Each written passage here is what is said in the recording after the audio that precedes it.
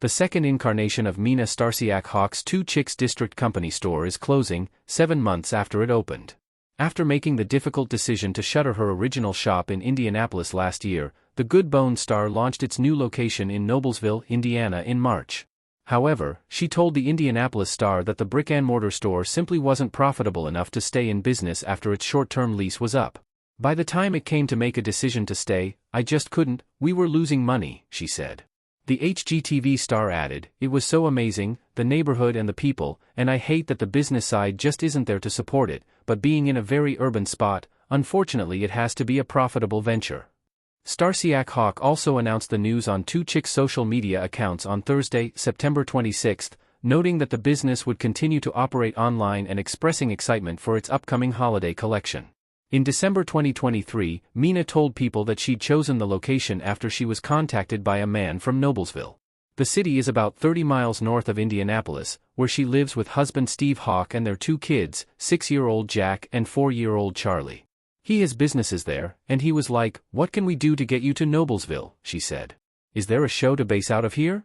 I mean, Good Bones was a giant commercial for Indianapolis, which was amazing," added Mina, who launched her home renovation business Two Chicks and a Hammer with her mom, Karen E. Lane, there in 2007.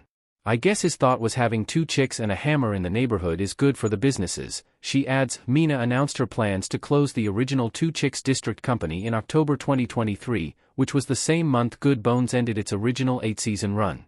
"It was a super emotional decision for both her and Steve," she said at the time. "When I first came home and told him this is what I want to do," he said, "absolutely not. You're not closing the store. You love the store. It's your passion," she said.